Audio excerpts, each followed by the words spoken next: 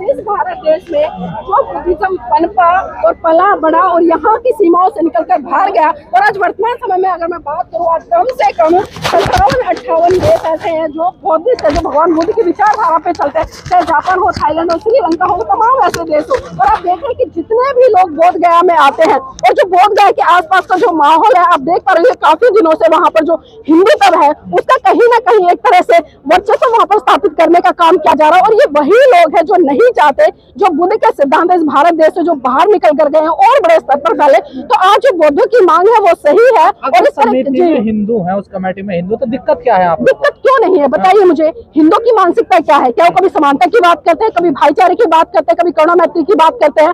आज का मैं उदाहरण दूं, आज तमाम सोशल मीडिया पर ऐसी वीडियो वायरल हो रही है जो हिंदू लोग दिखा रहे कि हमारी संस्कृति क्या है, माँ बहन की गालियां दे रहे हैं, गुलाल लगा रहे हैं, बहनों को किस किस तरह से छेड़ रहे हैं। तो बताइए उनको हम साथ लेकर कैसे इस भारत को विश्व गुरु का दर्जा दिला पाएंगे या कैसे बढ़ पाएंगे? बहुत सोचने वाली बात है। और सबसे बड़ा सवाल जो क्या क्या ये आंदोलन सफल हो पाएगा या नहीं हो पाएगा, क्योंकि कोई भी आंदोलन सफलता की तरफ तभी बढ़ता है जब उसकी प्लानिंग होती है। लेकिन आज हम देखें कि कोई प्लानिंग नहीं है, सब अपने अपने संगठन के नीचे, अपने अपने बैनर के नीचे आंदोलन कर रहे हैं, आवाज उठा रहे हैं। जब तक ये तमाम संगठन एक झंडे के नीचे आकर जो एक मैं ये छोड़कर हम नहीं होंगे ना, तब तक ये आंदोलन सफल नहीं हो पाएगा, चाहे मैं किसी भी क्षेत्र में बात करूं। क्योंकि हम देख रहे हैं कि पिछले दिनों से धम्पा संघ भी काफी अच्छे तरीके से काम कर रहा है, उनके पास में एक प्लानिंग है, पूरा रोड मैप है, और वो लोगों की आस्था है ना उसमें, तो कह रहे हमारी आस्था है ना। देखिए कैसी आस्था, ये बताइए कैसी आस्था? उनकी आस्था मस्जिदों में घुस जाए ना, सिखों के गुरुद्वारों में घुस जाए ना, अगर आस्था है तो चर्च में घुस के दिखाए वो, तब पता चले। हम तो तब माने भाई आस्था है, भारत ठीक है, मानते हैं कि संविधान में लिखा है कि भारत एक धर्मनिरपेक्ष राज्य है और पूरी आजादी है यहाँ पर सबको अपने धर्म को मानने की, उसको प्रचारित प्रसारित करने की, आगे बढ़ा आस्था है ना। देखिए कहाँ है तो गलत है ना, ये बौद्धों की ड्यूटी होनी चाहिए। और मैं ये बिल्कुल साफ कह रही हूँ, मुझे कहते हुए कोई भी संकोच नहीं हो रहा है। जो भारत के बौद्ध भिक्षु है उनको जिस दिशा में काम करना चाहिए तो उन्हें बौद्धों की संख्या बढ़ानी चाहिए थी, बौद्धों के बीच में जाना चाहिए था, उन्हें भगवान बुद्ध के सिद्धांत बताने चाहिए थे। लेकिन आज उस दिशा में काम नहीं हो रहा है। कहीं ना कहीं जो हमारे बौद्ध भिक्षु है उनमें भी आज एक मैं की लड़ाई हुई है, संगठन की लड़ाई चल रही है। तो इन चीजों से बाहर निकल के बौद्ध भिक्षु का काम क्या है? राग, द्वेष, मोह, लोभ, द्वेष, तृष्णा, इन सबसे ऊपर उठकर उसका उद्देश्य है मानव कल्याण के लिए काम करे और निब्बान को प्राप्त करे। लेकिन आज के तमाम बौद्ध भिक्षु मुझे नहीं लगता कि वो निब्बान की तरफ बढ़ रहे हैं, मानव कल्याण के लिए काम कर रहे हैं। आप देखिए ना, इतने दिन से आंदोलन चल रहा है, कितना जमावड़ा होना चाहिए था। अगर भारत देश में आज बौद्ध भिक्षुओं की बात करूं और हम ये भी सवाल करें, एक बार खुद से भी करें या उन तमाम संगठनों से करें जो आंदोलन कर रहे हैं, क्या अगर चलो हम मान लेते एक बार को बौद्धों के हाथ में आ गया, उन्होंने उन पर कब्जा दे दिया, कौन से बौद्ध होंगे? वो वही बौद्ध होंगे जो आज आरएसएस की पनाह में पड़ रहे हैं, जो आरएसएस ने नकली तमाम बौद्ध भिक्षु हजारों की संख्या में रोडों पर उतार रखे हैं। और अभी आपने बोध गया में भी देखा कि जिस तरह से बौद्ध भिक्षु जो चप्पल लेकर आमने सामने आ गए। अब बताइए, यह बौद्ध भिक्षु का आचरण है, एक चप्पल उठा रहा है, एक उसका कान उखाड़ रहा है। ये खुद बहुत वीडियो वायरल हुई, तो कौन है वो? ये बुद्ध, वो तो नहीं है भगवान बुद्ध को मानने वाले, ये वही है जो बाल रखता है। और आरएसएस ने जिनका लाल टीका हटाकर कलावे उतार कर इनको गंजा कर दिया, चीवर पहना दिया। लेकिन ये उपासकों को भी समझना पड़ेगा कि जो बौद्ध भिक्षु है उसका काम क्या है और जो क्या नाम है धर्म के लिए हमें वो क्या है। देखिए 1949 का कानून बना हुआ है, बीटी एक्ट बना हुआ है। देखिए आजादी से पहले जितने भी कानून थे सब निलंबित कर दिए गए, भारत का संविधान लिखा गया और उसमें बाबा साहब ने तमाम प्रावधान दिए। उसी के आधार पर आज भी भारत में जितने भी कानून नियम है वो लागू होते हैं। लेकिन ये बौद्ध जो एक्ट आया था बीटीसी जिसकी आप बात करें 1949, तो इसको रद्द क्यों नहीं किया गया? क्योंकि इनको पता है, क्योंकि भारत में सिर्फ भगवान बुद्ध एक ऐसे हैं जिनके नाम से इनकी राजनीति चलती है विदेशों में और लाखों करोड़ों की फंडिंग है वो वहां पर आती है। तो ये अच्छे से जानते हैं। आप देखिए विदेशी लोग कितने मंदिरों में घूमने आते हैं, कितने गुरुद्वारों में घूमने आते हैं, कितना गिरजाघरों में घूमने आते हैं, कितने चर्च में घूम के नहीं आते। लेकिन भगवान बुद्ध के जितने स्थल है, चाहे मैं नेपाल लुम्बिनी की बात करूं, कुशीनगर की बात करूं, बोधगया की बात करूं, सारनाथ की बात करूं, आप देखिए हजारों की संख्या में बल्कि लाखों की संख्या में लोग यहाँ पर आते हैं। और जो रेवेन्यू है बहुत भारी संख्या में यहाँ पर रेवेन्यू आता है। और जो बोध गया में तो जितना भी काम किया है वो सारा विदेशियों ने किया। भारत सरकार का क्या रोल है? चाहे मैं बिहार सरकार की बात करूं, मोदी सरकार की बात करूं, उनका कोई रोल है क्या? कोई काम क्या है क्या? या इसमें भिक्षु संघ ने कोई काम किया है? वो आगे निकल कर आए, उन्होंने धर्म का प्रचार प्रसार किया हो, उसको बढ़ाने का काम क्या हो या लोगों को जगाने का काम क्या हो? अगर यही आंदोलन मैं कह रही हूँ किसी मंदिर मस्जिद के लिए हो रहा होता ना, आप करोड़ों की भीड़ इकट्ठा देख लेते। लेकिन विडंबना है कि हम बाबा साहब की जय जयकार करते हैं, उनका गुणगान करते हैं, लेकिन जो उन्होंने रास्ता दिया उस पर कभी नहीं चलते। हम आरक्षण ले लेंगे बाबा साहब के। आंदोलन से पहले कई बार आंदोलन हुए लेकिन उसका भी कोई नतीजा नहीं निकला। देखिए इससे पहले जो आंदोलन हुआ था हमने मोटे मोटे तौर पर सुना है कि वहां पर मेरे ख्याल से 90 करोड़ से ऊपर दान आया था। और वो दान कहाँ गया, कैसे गया, किसी को आज तक नहीं पता चला। ना ही उपासकों को पता चला, ना ही बौद्ध भिक्षुओं को पता है, और जो संस्थाएं वहां पर सम्मिलित थी उनको भी नहीं पता चला है। तो करोड़ों की फंडिंग वहां पर आई और वो फंडिंग कहाँ गई आज तक किसी को नहीं पता है। और फिर से एक दोबारा से रूमर खड़ा किया जा रहा है और खड़ा हो रहा है। जो विरासत है वो मिलनी चाहिए, मैं इससे सहमत हूँ, लेकिन मैं बार बार वही कह रही हूँ कि जब तक आप प्लानिंग करके इकट्ठे होकर सबकी राय मशवरा लेकर सभी संगठनों को इकट्ठा करके तमाम जो बौद्ध भिक्षु भारत देश में उनको इकट्ठा करके एक साथ अपनी आवाज बुलंद नहीं करोगे ना, तो ये ना तो आप बौद्ध विहार बचा पाओगे। और एक के बाद एक देख रहे, चाहे आप संगीसा की बात करूं या मैं सारनाथ में जितने भी भगवान बुद्ध के स्थल है वहां पर हिंदू धीरे धीरे अपने मंदिर बनाते जा रहे हैं। और वो मंदिर इतना विशाल रूप लेते जा रहे हैं, बोध गया के सामने देखिए कितना बड़ा मंदिर बना दिया, पूरा का पूरा भगवाकरण कर दिया है। अब ये बताइए, कोई आप हिंदू के मंदिर के सामने करके दिखाओ ना। मैं कहती हूँ अभी अयोध्या में राम मंदिर बनाया, जाइए आप करके दिखाइए वहां पर। अगर 10 भिक्षु भी चले जाए, 10 बौद्ध लोग भी वहां पर जाकर वंदना करने लगे, कुछ करने लगे, तो ये आंदोलन परवान चढ़ेगा या फिर जब पहले आंदोलन रहे ऐसे रह जाएगा? ये देखिए, मैंने बार बार कह रही हूँ, जब तक दिशा नहीं होगी या कोई प्लानिंग नहीं होगी, बिना प्लानिंग के कभी भी कोई आंदोलन सफल नहीं हो सकता। आज बहुजन समाज के तमाम बुद्धिजीवी लोगों की ड्यूटी बनती है और तमाम बौद्ध भिक्षुओं की ड्यूटी बनती है। आंदोलन हो रहा कहाँ प्लानिंग, आप देखिए ना।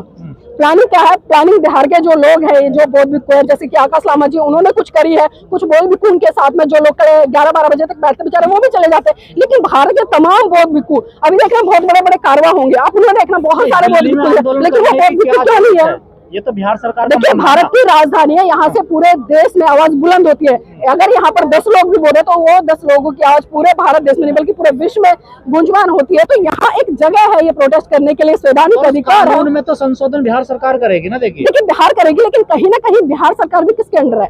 आप देख रहे हैं, भाजपा है, पूरी तरह से चारों तरफ गठबंधन छाया हुआ है। कहीं डबल इंजन है, कहीं ट्रिपल इंजन है, अगर निगम में भी है। तो इनकी जो रणनीतियां चलती है, और क्या भाजपा आपको चाहेगी? या नीतीश जो उनकी चमचागिरी कर रहे हैं या जो कुछ वहां पर उठा रहे हैं सदन में आवाज, क्या लग रहा है आपको? इनकी आवाज उठाने से पाखंडवाद के खिलाफ है, लेकिन उसी परिसर में तो पाखंडवाद हो रहा है ना। देखिए, तो वो पाखंडवाद करने वाले कौन है? देखिए, हमारे लोग पिंडदान हो रहा है, हमारे लोग ना तो सत्ता की तरफ बढ़ रहे हैं, ना हमारे लोग बुद्धिज्म की तरफ बढ़ रहे हैं। बाबा साहब की बातों को आज तक भारत के जो बहुजन समाज के लोग हैं उन्होंने समझा नहीं। बहुत सारे लोग ये कहते हैं कि हम सत्ता में आ जाएंगे तो हम सब कुछ बचा लेंगे, लेकिन आप आरएसएस को देखिए। आरएसएस जब से गठन हुआ और आज तक 2014 में पूर्ण बहुमत के साथ में आते हैं, क्योंकि उन्होंने सांस्कृतिक परिवर्तन किया, और सांस्कृतिक परिवर्तन की ही देन थी कि 2014 से लेकर 2025 चल रहा है, पूर्ण बहुमत के साथ में केंद्र में बैठे। लेकिन बहुजन समाज के लोगों ने कितना सांस्कृतिक परिवर्तन किया, कितने वो अपनी विरासत की तरफ लौटे, कितने अपने धर्म की तरफ लौटे, ये भी सोचना पड़ेगा। क्योंकि बिना संस्कृति, बिना विरासत के हम किसी भी आंदोलन को सफल नहीं कर पाएंगे। और मैं धन्यवाद देती हूँ एडवोकेट जय भीम प्रकाश जी का, जिस तरह से वो धम्मपद संघ को लेकर काम कर रहे हैं, लोगों को कैडराइज कर रहे हैं और सिखा रहे हैं कि वास्तव में धर्म क्या है। क्योंकि आज यहाँ पर जितने लोग हैं ना, मैं कहती हूँ एक बार आप सर्वे कर लीजिए कि बौद्ध धर्म क्या है, किसको मतलब नमन त्रिशरण पंच सिलाता है, भगवान बुद्ध के सिद्धांत क्या, पूछ एक सर्वे कीजिए, आपको खुद दूध का दूध पानी का पानी हो जाएगा। खाली झंडा उठाने से या धम धम चिल्लाने से या बड़े बड़े आयोजन करने से मैं कहती हूँ भारत बौद्ध में नहीं हो पाएगा। साझी विरासत बताई जाती है ना, कहते हैं विष्णु के अवतार हैं गौतम बुद्ध। तो देखिए, मैं भी आपको कह दूं, आप भी शायद विष्णु के अवतार होंगे, 5वें या 4थे या 15, तो आप मान लोगे? ये तो पता नहीं क्या क्या कहते हैं, एक नई घटना हर दिन घट देते हैं, बहुत सारी चीजें। चलिए मैं मान लेती हूँ विष्णु के अवतार है, तो अयोध्या में इन्होंने क्यों नहीं भगवान बुद्ध की, जितने इनके मंदिर है वहां पर क्यों नहीं भगवान बुद्ध की मूर्ति लगाते हैं? अगर अवतार है तो अवतारों में मूर्ति लगनी चाहिए ना, बताइए, लगनी चाहिए ना, सभी मंदिरों में लगनी चाहिए। भगवान बिहार बनने चाहिए। कितने बिहार बताइए, भारत सरकार ने कितने बिहार बनवाए, कितनी मूर्तियां यहाँ पर लगवाई हैं? भाई मैं तो तब मानती जब आप भगवान बुद्ध की सबसे बड़ी मूर्ति भारत देश में लगवाते। क्योंकि अगर हम बुद्ध की बात करें, क्योंकि हमारे मोदी जी जब विदेश में जाते क्या कहते हैं, मैं बुद्ध की धरती भारत से आया हूँ, लेकिन वही बुद्ध की धरती भारत में वो क्या कर रहे हैं, युद्ध कर रहे हैं। तो आप सोचिए ना इन लोगों की मानसिकता क्या है। क्योंकि पता है विदेश से इनको अरबों खरबों की फंडिंग हर महीने आती है, और उसी फंडिंग से पंडित पुजारी ने इनकी तोड़ फूली हुई है। जो फंड बहुजन समाज के जो बौद्ध लोग हैं उनकी विचारधारा पे लगना चाहिए, उनकी शिक्षा पर लगना चाहिए, उनके लिए विद्यालय खुलने चाहिए। कितने स्कूल है? आज राष्ट्रपति से सवाल करो या केंद्र सरकार से सवाल करो कि भाई बौद्धों के लिए कितने स्कूल बनाए इन्होंने, पूछे कितने बिहार बनाए हैं, कितने मेडिटेशन सेंटर बनाए हैं, या कितने अस्पताल बनाए हैं, बता सकते हैं? एक भी आंकड़ा है? लेकिन हिंदू के नाम पर उठाकर देखो, तमाम आप ये नाम चेंज करें, जो मुस्लिम है उसको हिंदू नाम से कर देते हैं। मतलब एक नामकरण चल रहा है कि हर चीज पे अपना कब्जा कर लो। तो ये भूलना पड़ेगा इनको। बौद्धिस्ट भी तो प्योर नहीं है ना, वो भी दोनों तरफ है ना। देखिए ये चीज तो मैंने पहले ही कही थी। मैं आपकी बात से बिल्कुल सहमत हूँ, क्योंकि बहुत सारी चीजें आज से चल रही हैं। देखिए ये काम सबसे ज्यादा जो खराब कर रहे हैं ना, मैं बिल्कुल स्पष्ट कह रही हूँ, जो नकली अम्बेडकरवादी है जो अपने आप को कह रहे हैं ना कि हम बाबा साहब के अनुयायी हैं, वो अनुयायी नहीं है बल्कि भक्त हैं। क्योंकि बहुत सारे लोग अभी बहस कर रहे थे मुझसे 3-4 दिन पहले से, अरे वो चुटपुइये लोग नहीं निकल कर आए जो होली को लेकर बहिष्कार करेंगे। कुछ ये करें, अरे भाई होली मनाओ, अपना त्योहार है, क्या लेना, ऐसे भीमटे नीमटे तो बहुत होते हैं। तो आप खुद सोचिए ना, जब अपने ही बहुजन समाज के लोग जब इस तरह की बातें करेंगे तो क्या वो धर्म को प्रसारित या इस धर्म के लिए काम करेंगे, इस विरासत को बचाने के लिए काम करेंगे? तो आज समाज में नकली बौद्धों की कमी नहीं है, नकली अम्बेडकरवादियों की कमी नहीं है। कल वही नकली अम्बेडकरवादी आपको होली खेलते दिखाई दे जाएंगे, दिवाली आएगी दिवाली मनाते दिखाई दे जाएंगे। उनके आवास पे जाना है, होली मिलन है, उन्होंने देखिए प्रोग्राम। हाँ तो उदित राज जी कौन सी नई बात है? नई बात है क्या? नेता लोगों का काम क्या है? देखिए, जब बीजेपी में जाते हैं जय श्री राम कर लेते हैं, जब कांग्रेस में जाते हैं भारत माता की जय कर लेते हैं, और जब बीएसपी में आते हैं तब ये कह लेते हैं कि संविधान जय भीम और संविधान जिंदाबाद। तो आप खुद सोचिए कि ये राजनीतिक लोग हैं, इनका कोई धर्म ईमान नहीं है, जहां जाएंगे उसी की चमचागिरी करेंगे, इसके अलावा ये कुछ नहीं करेंगे। लेकिन मैं कहूंगी कि जो देश की जनता है, जो आम बौद्ध उपासक उपासिकाएं, उनको समझना पड़ेगा, उनको एक निष्कर्ष पर पहुंचना पड़ेगा, उनको पहचान करनी पड़ेगी कि असली बौद्ध कौन है, असली बौद्ध भिक्षु कौन है और किसके मार्गदर्शन में आगे बढ़कर काम करे। अन्यथा तो भीड़ का हिस्सा बने, रोज आंदोलन करे, कोई फायदा नहीं होने वाला।